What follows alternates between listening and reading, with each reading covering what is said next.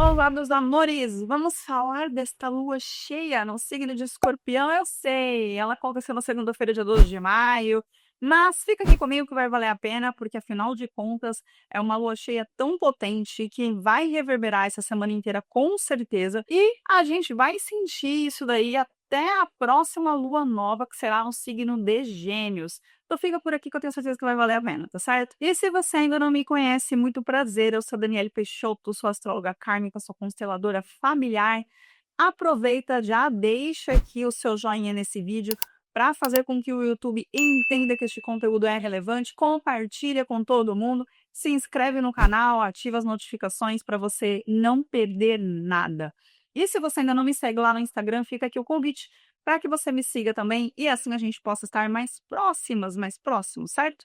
Bora lá então falar desta lua cheia no signo de Escorpião.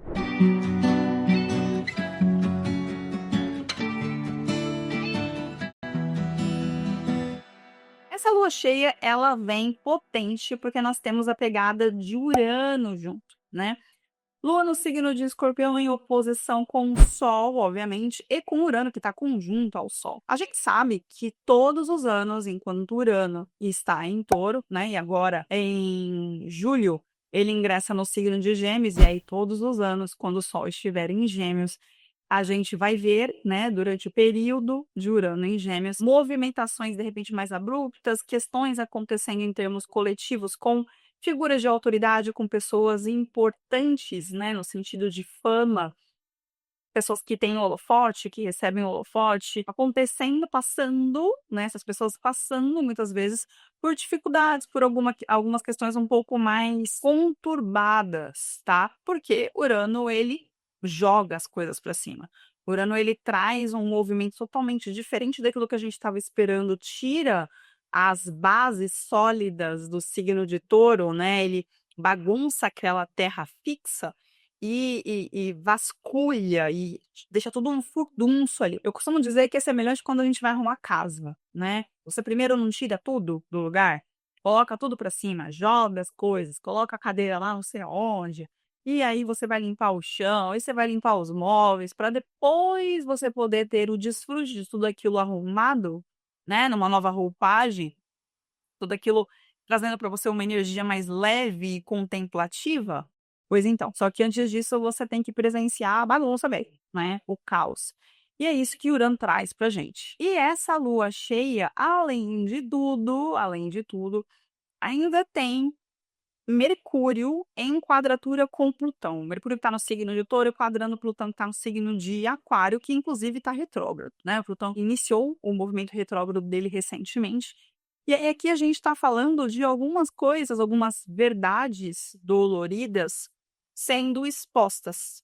Talvez você escute verdades dolorosas, e será que você está aberto a receber essas verdades dolorosas? Será que você vai conseguir aguentar aquilo que você vai ouvir? E será que você vai conseguir trazer as verdades dolorosas também? De uma forma adequada? Ou será que isso vai ferir muito o outro? Então a gente pode ter aqui algumas revelações de segredos, algumas coisas obscuras, algumas coisas que estavam meio escondidas, tanto em relação a outras pessoas. Então, de repente, a gente olhar e falar: "Nossa, não imaginava isso de fulano, eu não pensava isso de ciclano", e aí, de repente, a coisa tá ali, exposta, acontecendo, e a gente tem que enxergar aquilo, dar algum lugar para aquilo que antes estava submerso e que agora veio à nossa consciência, e a partir do momento que veio a consciência, eu não consigo fingir que não existe, né. E aí eu vou fazer o quê com aquilo ali? Para onde que eu vou pôr aquilo? Qual que vai ser a minha resolução com relação àquele ponto? Então a gente pode ser pego meio que de calça curta, tanto com relação a outras pessoas, revelações, né, como as que eu citei, como de repente alguém trazendo uma quebra de contrato, quebra de acordo, quebra de parceria, seja ela amorosa ou de trabalho. E obviamente, a gente também vai ser confrontado com as nossas próprias questões, as nossas próprias vulnerabilidades, as nossas próprias crises. Afinal de contas, o signo de Escorpião é o signo das crises, é o signo que nos leva para o submundo, para o nosso baú interno, para a gente vasculhar aqueles lugares, aqueles espaços dentro de nós que são facetas tão difíceis de serem enxergadas, que muitas vezes nem nós mesmos temos coragem de abrir a porta e de acender a luz. Então, sim, a gente pode ter algumas percepções e algumas revelações sobre nós mesmos, sobre quem nós somos, sobre as nossas dores, as nossas fraquezas. E é um pedido, né, que esse Urano está trazendo de rompimento. Eu sempre falo isso, o melhor planeta para que a gente possa romper com padrões que estão enraizados de forma visceral, né? E o que é a Lua, se não um enraizamento muito forte, é Urano. Urano é aquele que nos auxilia a fazer essa quebra. Quebra de condicionamento, quebra de padrão, tanto kármico quanto geracional. Então observe aí na sua vida, o que de repente você vem repetindo, você sabe que você está repetindo, às vezes é um padrão, né. A gente vem falando aqui no canal sobre a questão do merecimento, sobre o senso de merecimento, o senso de capacidade, o senso de construção das coisas, de dar forma às coisas, de saber receber por aquilo que você entrega, pelo valor que você agrega, que é o signo de Touro, onde está o Sol. Ao passo que o signo de Escorpião, ele vai falar sobre a confirmação de que tudo é efêmero, de que as coisas são passageiras, a vida é passageira. A única coisa que a gente tem certo na vida é a nossa morte, é o nosso desencarne, é a nossa passagem. Mas não é porque isso é certo que a gente tem que deixar de aproveitar as coisas que estão aqui. E aproveitar é também saber reconhecer os nossos valores. É também entender que o nosso valor está em nós, a partir do nosso autoconhecimento e a partir da nossa percepção genuína de quem nós somos. Isso está muito ligado ao poder, o eixo do poder. Escorpião e Touro são os signos que falam do poder. O poder em termos financeiros, o poder em termos de domínio mesmo, de controle. São dois signos bastante ligados à posse, ligados a ciúme, ligados à necessidade de preservar, né, preservar, conseguir dar manutenção àquilo que está dado.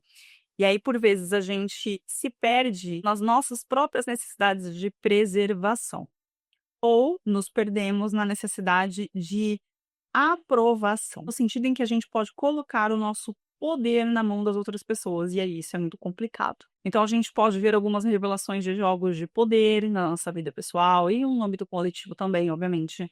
A gente pode ver pessoas aí importantes falecendo, né? O Urano, ele é muito abrupto, ele pode trazer algum movimento nesse sentido, ou pessoas, como eu disse, na mídia, né? Pessoas de fama, por assim dizer, que possam vir a ter algum problema, né, alguma circunstância meio inesperada, e isso ser noticiado também, tá. No mais, eu acho que o mais importante é a gente conseguir, de fato, entender se a gente quer bancar essas verdades dolorosas, essas verdades sangrentas, por que não, né, e entender que o caminho de vida, a direção, ela é sobre soltar.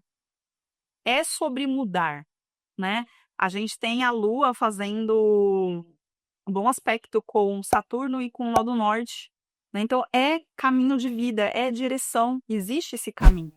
Esse caminho de crescimento, ele passa por nós nos desapropriarmos, nós liberarmos certezas, convicções, medos, bloqueios, sabotadores pessoais para que a gente possa, de fato, crescer enquanto indivíduo e acessar processos mais sublimes de nós mesmos. Lembrando que, inclusive, Saturno vai ingressar no signo de Áries dia 25 de maio.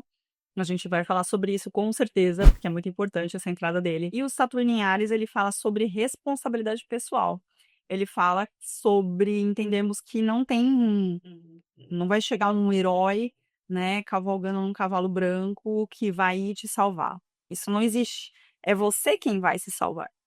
É você quem vai abrir, sabe, campo, abrir espaço. É você quem vai fazer esse processo por você mesmo. O que não significa que você tem que fazer sozinha, o que não significa que essa jornada tenha de ser solitária, o que não significa que você não possa pedir ajuda. Você pode e deve, mas significa que você tem que se responsabilizar.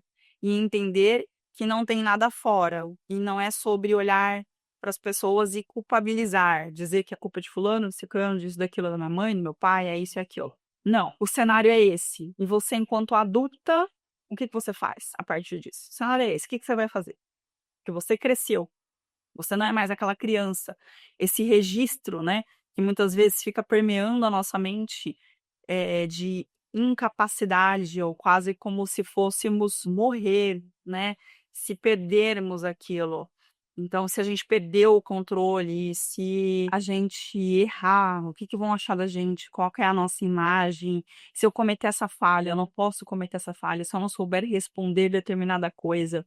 E nisso a gente vai se sabotando, se trancando e fazendo a nossa alma ficar presa, dolorida e sofrida dentro da gente, né? Quando na verdade o processo é a gente se apropriar de quem nós somos, nos integrarmos e nos empoderarmos, porque quando a gente faz isso, por mais que alguém venha tentar tirar o nosso brilho, a gente está tão convicto de quem nós somos e do nosso lugar de pertencimento dentro de nós mesmos, que nada e nem ninguém vai conseguir tirar isso da gente, não vai conseguir acessar esse centro interno que é inabalável, que é aquilo que nos anima, que nos habita, que é a nossa alma, né? O nosso ego, ele pode até ficar inflamado, ele pode ser atingido, ele pode se sentir magoado, diminuído, mas aquilo que é mais elevado e maior dentro de nós nunca é abalado. E quando a gente consegue encontrar essa paz interna dentro da gente, tudo que vem do externo vai nos possibilitar, vai ser ferramenta, vai ser uma mola propulsora para que a gente continue a nossa caminhada em direção à nossa verdade interna, certo? E aí, falando aqui sobre isso, eu até me lembrei de um vídeo que eu assisti esses dias, em que é atribuído ao Jung, em que ele falava que a vida começa aos 40. E aí eu não pude deixar de fazer uma analogia, né, com a astrologia, que por volta dos 40 anos a gente tem a oposição de Urano com Urano, que é um momento da vida em que a gente joga a toalha. É um momento da vida que, como se a gente dissesse assim, como se o ego cansasse. Porque somos condicionados e somos ensinados a conquistar coisas para o exterior. Então, eu preciso trabalhar num lugar reconhecido, eu preciso alcançar um patamar X, Y, Z, eu preciso ganhar tanto, eu preciso ter um apartamento, uma casa legal, eu preciso ter um carro, eu preciso casar, preciso ter filho, eu preciso. E onde fica a alma nessa história toda? E aí, nesse momento da oposição de Urano com Urano, depois de já termos passado pelo retorno de Saturno, nesse ciclo, né, de trânsitos muito importantes que nós vivenciamos entre os 30, 28, 30 anos, até mais ou menos os 42, 44, que a gente começa a ter a oposição ali por volta dos 40, né, a oposição de Urano com Urano, é o momento em que a alma quer romper com isso, em que a alma fala: chega, eu não suporto mais ficar sufocada dentro de você. Eu preciso experienciar, eu preciso me manifestar, porque nós estamos aqui para fazer com que a nossa alma evolua. O único motivo para a gente estar aqui em termos espirituais, é para o nosso processo de evolução. E é claro que a matéria é super importante, eu não estou negando a matéria, uma coisa não exclui a outra, mas uma coisa não tem que ser maior do que a outra. Uma coisa não precisa inexistir para que a outra exista, é isso que eu quero dizer. Se durante muito tempo você se viu condicionado a mecanismos externos que te diziam que você tinha que, com certeza, se não chegou a hora ainda, vai chegar esse momento em que um grito interno profundo que vem do âmago da sua alma, que vem das suas profundezas, vai precisar emergir. E talvez este grito profundo, essa postura, essa delimitação de espaço, esse momento em que você se posiciona e diz: chega, chega dessa imposição, chega dessa manipulação, chega de cumprir padrão, tabela, chega desses pensamentos autodestrutivos, sabotadores, limitadores, chega de eu me diminuir para caber. Chega.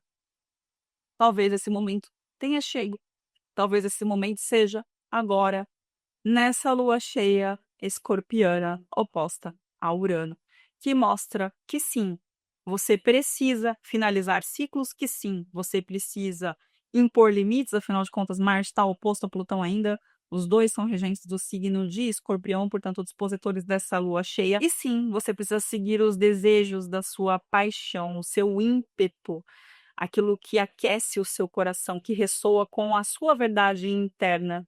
Vênus, dispositor do Sol, está em trígono com Marte, lá no signo de Leão, que fala sobre a nossa verdade, que fala sobre a nossa identidade.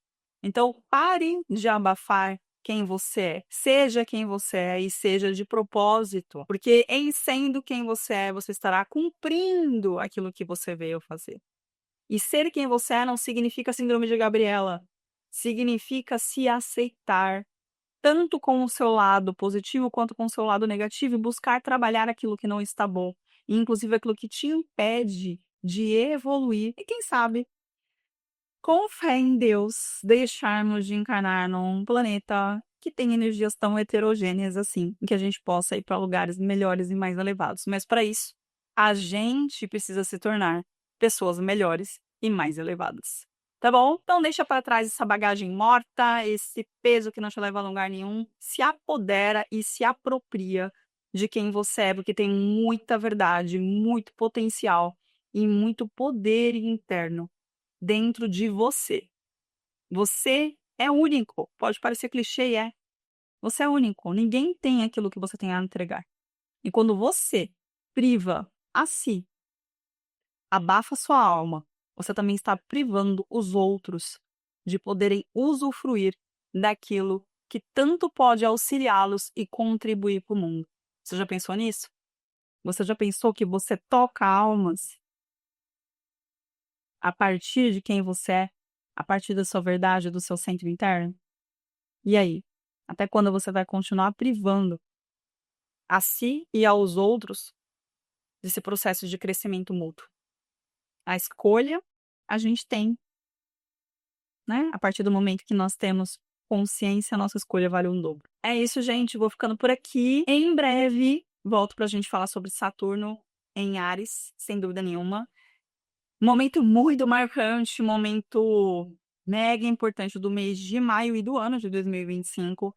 E fica aqui o meu convite para vocês refletirem sobre esses pontos que eu trouxe. Deixa aqui nos comentários se fez sentido, se tocou você, o que está acontecendo na sua vida. E claro, não se esqueça, olha para o que estava acontecendo lá em novembro de 2024, porque ali a gente teve o início da lunação escorpiana. E aí a lua cheia desta semana é uma colheita também daquele ciclo que se iniciou ali, não só do início da alunação taurina, que aconteceu dia 27 de abril, tá? Então vale você dar uma olhada, puxa pela memória, olha a galeria do seu celular para te ajudar a refrescar aí. E deixa aqui nos comentários, eu quero saber se você gostou, se fez sentido. Deixa também sugestões de vídeos, né? Temas que você gostaria que eu falasse aqui no canal, para que a gente possa debater mais sobre astrologia, autoconhecimento, desenvolvimento pessoal, tá bom? Um beijo imenso para vocês e até o próximo vídeo.